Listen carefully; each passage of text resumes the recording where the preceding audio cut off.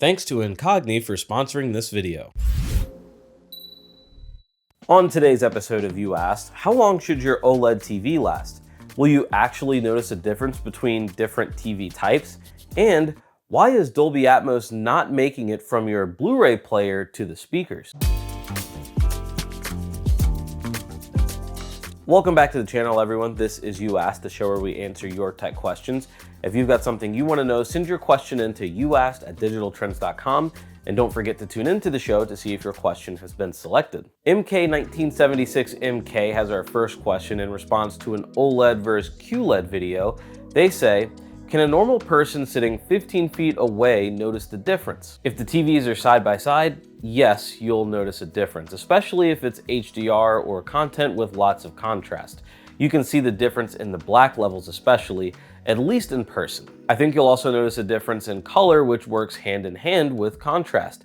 When contrast is increased, so is color saturation. So, another win for OLED in many cases. Although, in terms of brightness, should you need a little bit more from your TV in a room full of windows, for example, that's where a QLED TV could be an advantage. But if the TVs are not side by side, you probably wouldn't know what you're missing unless you've had an OLED TV that you lived with for a while and grew used to how that looked. Pretty much every TV we talk about on this channel, including a lot of QLED TVs that continue to improve contrast each year, looks great on its own and would make 99% of people very happy with its picture. The next question comes from Freg1959, who says, I've got an LG C1 OLED that I bought new in December 2021. Just wondering how long this model should last. It gets 10 hours a day on average. Well, good news, I think your TV is gonna last you a very long time, whether you want it to or not. Via Consumer Affairs, LG claims their OLEDs can last up to 100,000 hours. I've seen others say between 30,000 and 100,000 hours. And yeah, that is a very, very wide range, but let's do the math. If you're running the TV 10 hours a day for 365 days a year, that's 3,650 hours per year. To hit the low end of that range, it'll take more than 8 years. It would take more than 27 years to hit 100,000 hours on the TV at that rate. Stating the obvious here, I question what lasting 100,000 hours actually looks like. I certainly wouldn't expect the picture quality to hold up and look like what it did the first few years. And also, who thinks they'd really hold on to a TV for 27 years? Although, I think some of our parents have certainly tried to hit that mark. In the case of your LG OLED, I'd be more concerned about the content it's playing during those 10 hours a day.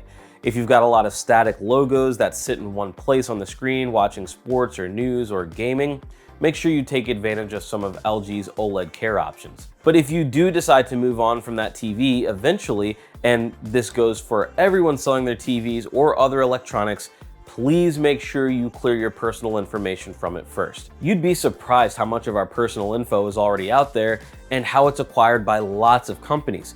And until now, I honestly figured one of the best ways to protect ourselves was to keep a credit freeze on and have individual passwords. And while those are great practices, there's a way to fight back even more with Incogni, today's video sponsor. It's a data broker removal service, and we're all probably overdue to check it out. On your own, it would be a very time-consuming and nearly impossible process, but what Incogni does is go site by site to the hundreds or thousands of potential places online that have and sell your data and scan for it. Then they send removal requests, not just once, but until it's all removed with repeat requests. Then Incogni continues to search and add new data brokers and people search sites to their list of places to look for your information, and it becomes more efficient at this over time. You're also sent a progress report as it goes to see how much of your data has been removed from these sites and to give you peace of mind that your information is not being sold without your consent. The standard plan alone gives you a lot to get started, including removal of multiple addresses, phone numbers, and emails. And because we know our parents could use some help with this and all of their different emails, you can also sign up for a family plan that covers up to 5 members and scans more than 420 data broker sites. But if you want to go the extra mile, the unlimited plan adds more than 2,000 more data and people searching sites and supports custom removal requests. Right now, you can get 60% off an annual plan with the code DTDEAL via the link in the description, and I highly recommend checking it out. Because If you haven't Googled yourself or your business lately, again, you would be surprised how many details you can find about yourself on the public internet. All right, Sebastian has the next question, and all of you may not relate to this exactly, but if you've ever had a similar problem, maybe this can help. He says, my PlayStation 5 Pro is connected to a Govee AI Sync Box 2, which runs into my JBL Bar 1300X soundbar, and that's connected via eARC to my LG C2 OLED TV. When I play 4K Blu-ray discs, my soundbar displays Dolby True HD, while my console indicates Dolby Atmos with True HD in parentheses. However, I've noticed that during scenes that should feature prominent Dolby Atmos effects, the audio is not as immersive as when I stream the same content.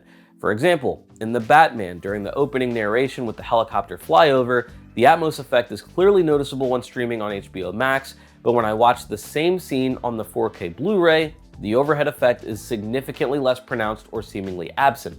I've done quite a bit of research, but haven't been able to find a clear explanation. Could you help me understand what might be causing this discrepancy? Hey Sebastian, thank you for the question, and I think I can help with this, but do feel free to follow up with an email if these suggestions don't work. And honestly, follow up if it does work as well, because I'm kind of curious. So I think the issue is with the Govee AI Sync Box 2. I'm not super familiar with that specific product, but just summarizing what I saw doing a bit of research, and probably what you've seen as well in yours, it seems like there have been some pass-through issues, meaning it's not passing the format from the source all the way through to the TV or speaker setup.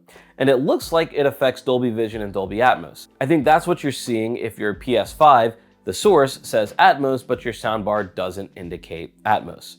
Some people mention that a firmware update fixed their problems, so if you haven't already checked for one and updated your device, I suggest doing that first. If that doesn't work, I think it's worth trying a few experiments.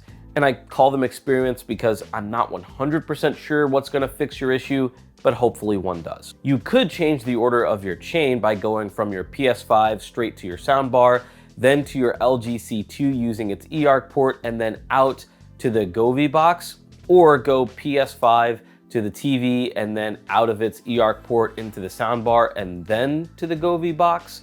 The LG C2 and that JBL 1300X support Dolby Vision and Atmos and should pass those signals just fine. What I don't know is if there's one component in the chain, in this case the Govee box, that doesn't support Dolby Atmos, will that stop the rest as well, even if it's the last destination for the audio signal?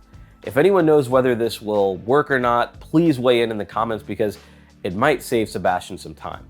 If you're still having the issue, then as annoying as it may be, I'd probably suggest just leaving the box out of the equation completely when you're looking for Dolby Atmos sound while watching your 4K Blu-rays. Without it, for sure, you should be good to go.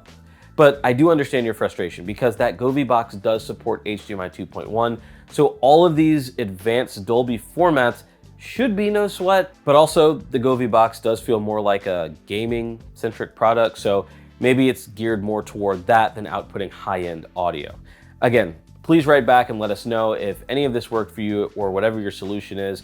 And if I messed up that whole audio chain explanation completely, I'm sure someone will let us all know in the comments. That's it for this week. Thanks for joining us as always. And while you're here, be sure to check out the latest on the channel from some of our new hosts diving into the latest tech news. We'll see you soon.